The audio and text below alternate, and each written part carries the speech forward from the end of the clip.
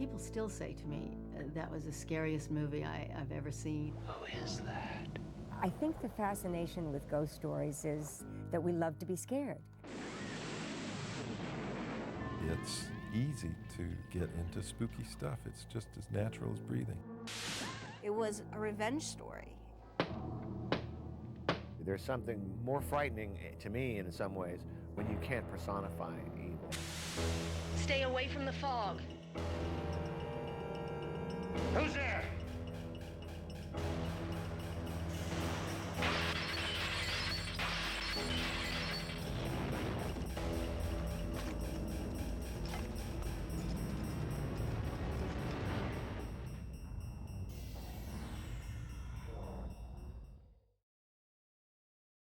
The one, the only, the classic Halloween. I remember Halloween being the most frightening film I had ever seen. And I think the reason it was terrifying is because the audience was always, they were with the killer. They knew what was coming, and so you were waiting. You were just on the edge of your seat. It was an amazing first time. We were kids. I wrote it for free. John wrote it for free. I produced it for free. John directed it for free. I mean, it was a labor of love. Halloween came out, and it didn't get very good reviews. It kind of got, everybody said it wasn't very scary, it's a turkey. And I thought, Debra called me when I was shooting Elvis in Nashville. We were on location. She said, this one didn't work. So I had kind of written it off, and then weeks later, a month later maybe, Bob Ramey from Avco Embassy came to pay a visit on the set and wanted to do a two-picture deal with me over there. And based on the success of Halloween, I didn't know what anybody was talking about. What is everybody talking about? What success? I thought we bombed. Halloween got re-reviewed by the Village Voice, and it was kind of a very positive review. And all of a sudden, not only was the movie making money, but I was a sort of second-rate tin pot Hitchcock, which was absolutely not true, but that's what they were saying. Halloween became this independent filmmaking phenomenon. Halloween, until Blair Witch Project came out, was the most successful independent film in history. It cost $320,000 to make and grossed $55 million. Halloween gave John and myself credibility immediately. It became a cult classic immediately. John and Debra just lit up like a firecracker. They just became hot as they could be. They delivered this home run right out of the park with Halloween. And so everybody wanted a piece of that. Everybody wanted to be a part of that and see what they come up with next. They definitely wanted to follow it up with another scary movie, you know, to sort of plow that same field. I think they wanted to be sure that it was a very visual and a little more, I guess you might say classy, type of project. I don't think they wanted to do another knife picture. And they hit upon the notion of a real old-fashioned ghost story. It's not like John and I said, let's go do a ghost story. We happened to be in Stonehenge. We were over in England and we took a trek down to Stonehenge.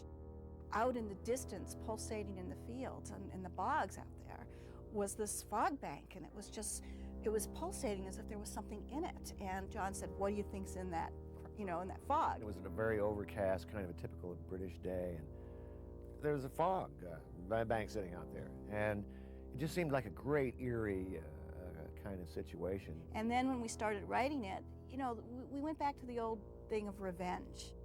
I think ghosts exist because there's something about their death that keeps them going and keeps them sort of in an altered universe, and most of the time they come back for revenge. Well, for me, the fog really goes back to a comic book series that I loved back in the 50s called EC Comics, Tales from the Crypt, The Vault of Horror, and they always had these rotting corpses rising up and getting revenge on somebody. Well, there's a real story that took place in Goleta, California at the, I don't know, was it 1800s? Literally, it's the fog. They were bringing in gold, and they put bonfires out on the beach to bring the ships in. By the town hijacked it. The ship crashed, they took the gold. I mean, that's out of history. And it was a great trick, lure people to their deaths. And I thought, what a great revenge story. Blake followed our false fire on shore, and his ship broke apart on the rocks off Spivey Point. We were aided by an unearthly fog that rolled in as if heaven sent. You know, while Halloween was about evil, even though there were evil aspects of the fog was much more supernatural. And I think what we tried to do in Halloween is we tried to explain evil in a human as opposed to the revenge in ghosts. And so there are very, very different themes to the films. And so therefore, because they're different themes, they have to look different and they have to be shot differently, and they were stylized in very, very different ways. We're not building you up the same way as we did in Halloween. We're not trying to get you to be frightened of the same things. It's somewhat different. We were probably drawing on a lot of the classic sort of ghost stories as opposed to horror and slasher. I think The Fog was very sort of literate in that sense. Didn't rely on the usual scares.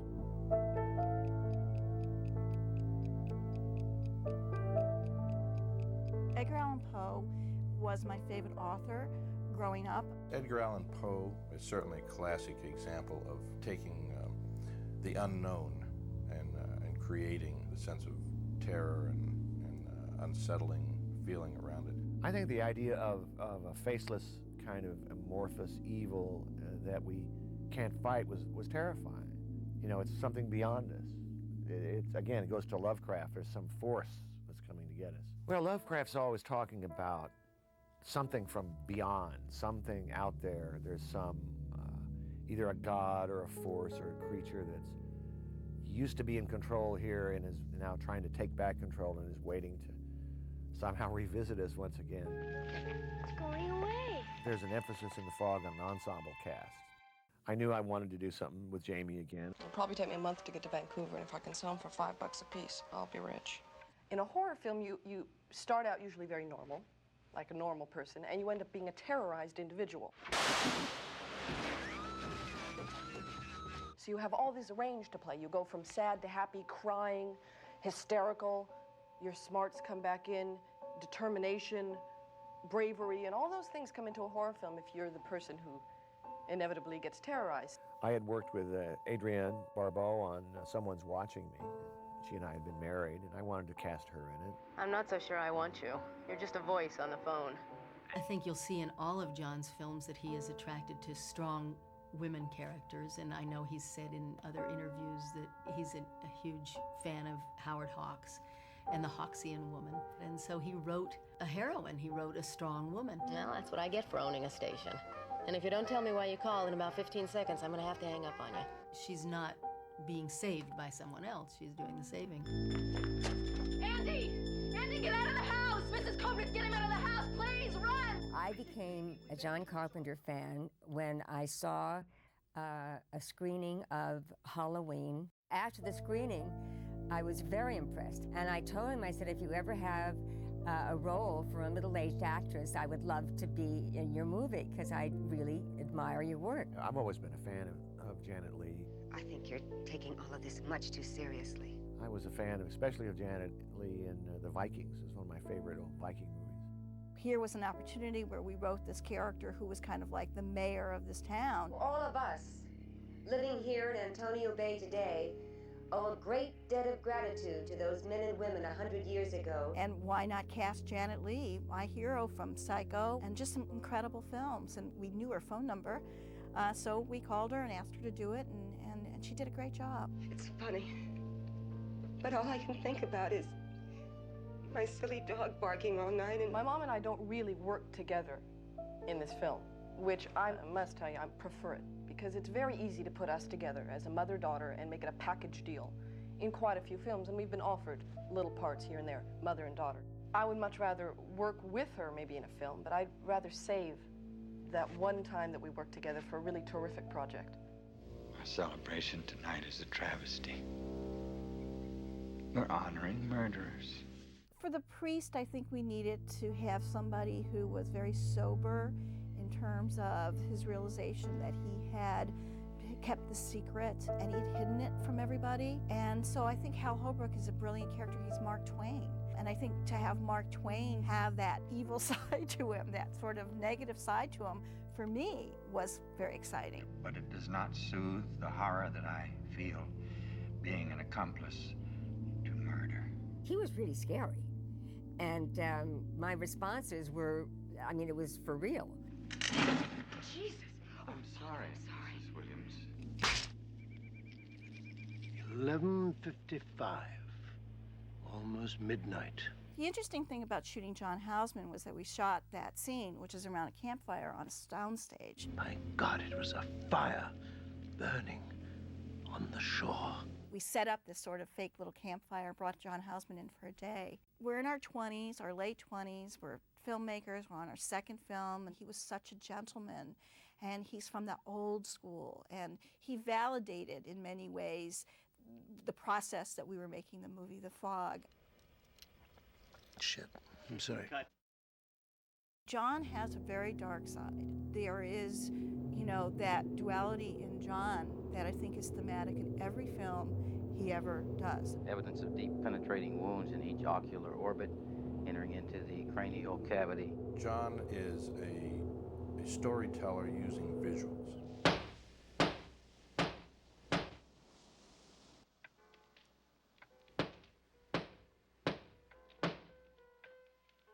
His great strength when I began working with him was the revelation that he really cared about the camera and storytelling with that. John's filmmaking is a study in how to keep it simple.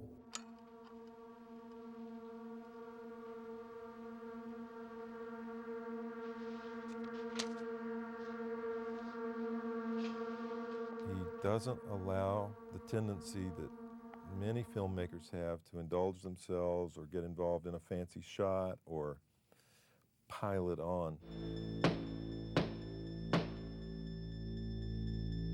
Like no other filmmaker I know, he really focuses in on what's the point at a given moment. What am I doing here? Am I about to scare somebody? Am I trying to convey tenderness in this moment? He really tries to keep it quite simple. I think it's a great secret. I think the primary reason I'm making movies is to get a response from the audience, is to get the audience to go with me down whatever path I'm trying to take them, whether it's to make them laugh or to thrill them or just make them jump. Hello?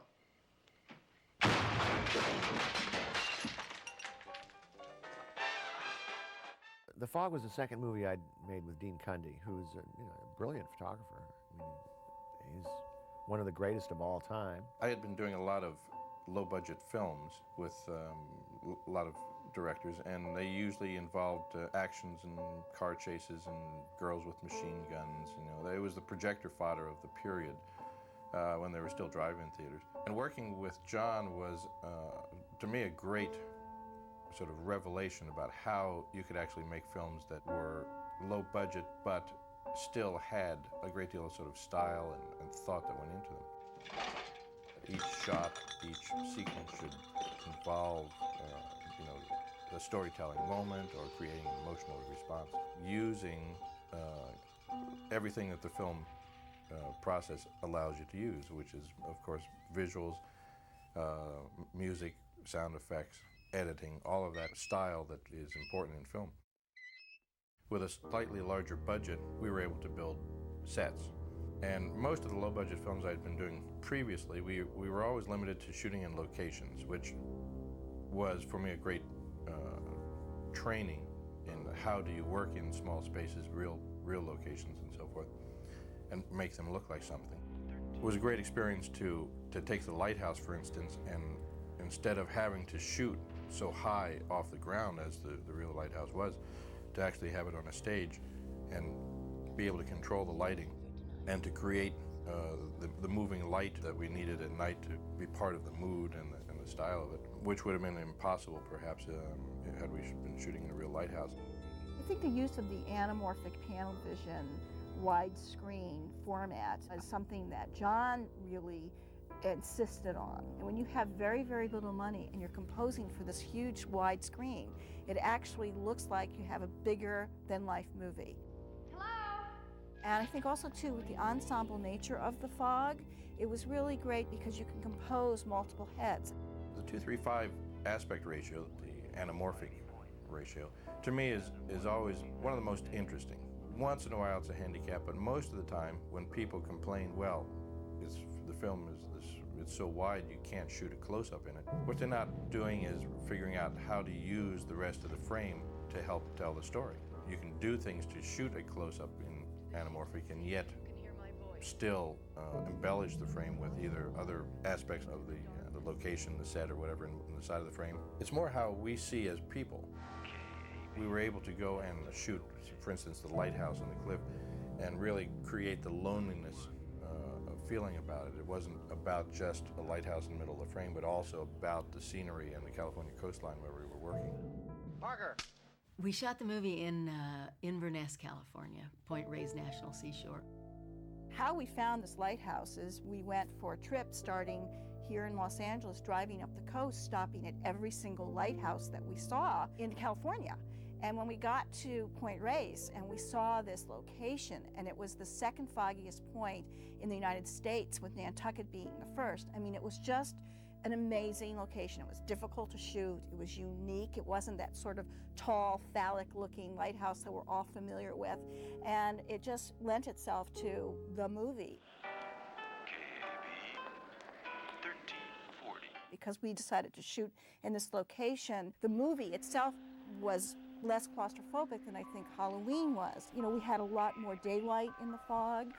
There was the ocean. There was all kinds of fun things in it that we didn't have in the first film that we did. To get there, you have to walk down 365 steps or some, I don't remember the exact amount, but they were a lot. And then you had to walk back up, and it wasn't so hard for the actors, but the poor crew carrying the cameras and everything. And if it was too windy, then they closed the whole thing down. It was a national park. When we talked about the fog, we wanted it to be sort of a character. And how to create it, giving it a sense of life, giving it the ability to move sort of consciously. It's almost like a wall across the east end of town. It had to be sinister and contain an evil force.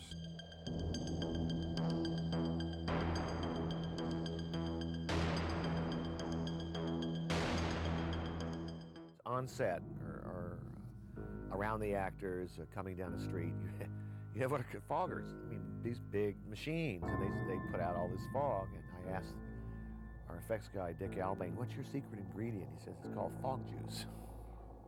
And if you've ever played around a movie set and watched the special effects guys doing their fog machines, either the great big ones or the little bitty foofers, it's just sort of, and it goes like that and it goes away. So try controlling that.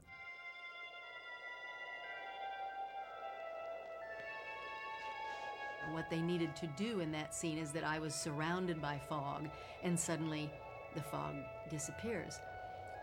But they could blow the fog in, but they couldn't get it out. So John came to me and he said, look, we have to act this scene in reverse, and then I'm gonna print it backwards. And he said, the one thing you have to do, aside from getting all the emotions in reverse, is you have to be careful when you blink, because blinking shows up on camera. When we do this technique, it'll look weird. We needed wide shots that showed the fog consciously moving through town and around buildings and down streets and so forth. We developed a technique where we would photograph the city streets and the wide shots of the town, and then we would, on a stage completely blacked in, we would build a black sort of form or shape that replicated the buildings. And then we would photograph the stage backlit with light to bring out the fog that we would then shoot in, and we would use carbon dioxide fog, dry ice essentially, so that it was very low and dense and would creep, and it would move around these black shapes, and that corresponded to the buildings that we had photographed previously. So what we got was a fog that would react to these large buildings but move in a flowing motion, seemingly with purpose. I remember we were in the editing room. I had gone on a holiday and I came back from Tahiti, and Charles Bornstein and Tommy Lee Wallace were in there, and they'd been cutting away. I said, how's it going, guys? And they had these grim faces, and I realized, ooh, I think we're in trouble. I didn't have a great feeling about it. I thought that we'd done okay, and John had put, you know, some nice music to it, but it was still... We'd done a final mix, and I watched the movie, and I realized, this doesn't work. There's something wrong here. This doesn't work. It's really getting late.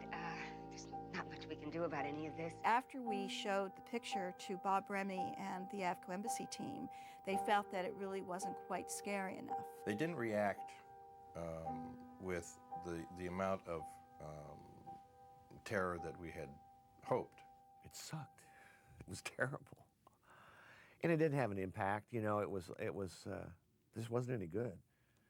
And that's a tough time. That was the first time as a filmmaker I had to face that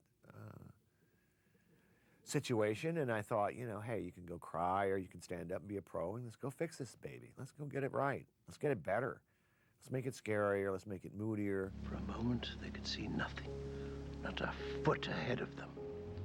And then they saw a light. We felt like we needed to go back in and emphasize certain things that would raise the stakes in terms of the horror and the terror. There needed to be more. There needed to be the obvious threat of life.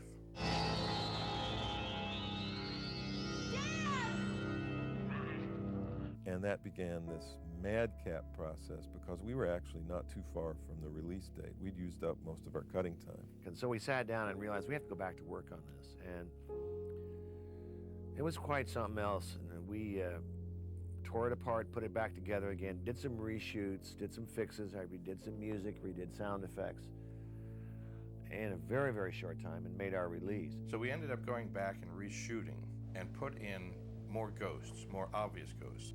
If it's extremely close, detail shot in the movie, it was probably shot late in the game. If it's like a kind of shot. The opening montage of the poltergeist activity in town, the car lights, all this opening was created out of nothing. Buck Flower and John Goff are on their boat, and they get killed in the fog by these killer ghosts. That was built and shot. Afterwards, we shot the interior of the boat where Tom Atkins tells this story. And he unzippered the pocket to give me the coin. It was gone. We had a scare that didn't work. We just had a terrible, terrible scene on a boat. So we fixed it. I think I'll go to Vancouver now.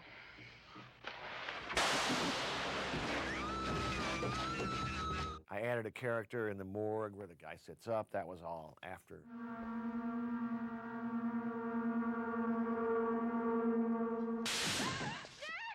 And the biggest was the top of the lighthouse. Our North by Northwest climbing on Mount Rushmore sequence when Adrienne goes up to the top and the ghost is behind her.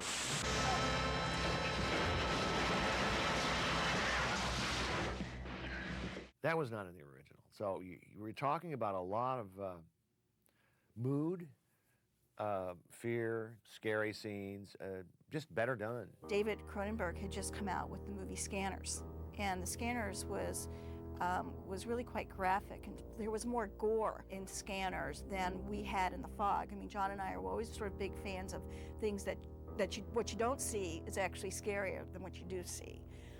But the idea was that the audiences were getting, you know, they wanted to see more guts, they wanted to see more gore. We put in shots of meat hooks and weapons and body contact.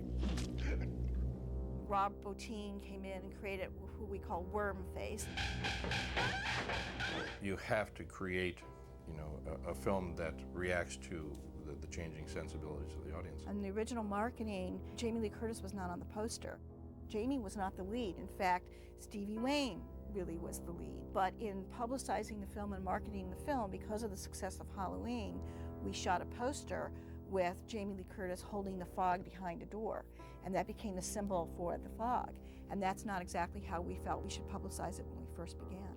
Look into the darkness across the water. Look for the fog. John Carpenter's The Fog. What in the living hell is out there? The Fog, I think, was not as well received as Halloween. I think that The Fog has grown. I know that people say to me, The Fog is my favorite movie. I'm always asked, well, did you know at the time it was going to be a classic? And of course not. I mean, no one knows what they're making. I mean, that they do the best they can, that you can get a feeling that this is working, or you can get a feeling it's not working, but you can only do the best you can. And we did good. This is $1 million movie. You gotta understand. We made some bucks on it. And it was not the big hit that Halloween was. I think it's best we call it a night here. I think then it might have been either ahead of its time or just not what audiences what was on their radar. I think it's since gone on to do fine, over time. I think we should all keep in mind the significance of this night. The audience decides. They can like it and forget it. That's fine. Or they can like it and remember it. And that is obviously what happened with The Fog. It's just endured. People remember Stevie Wayne's voice. To the ships at sea who can hear my voice, look across the water into the darkness. Look for the fog. Please join me in welcoming Mr. John Carpenter.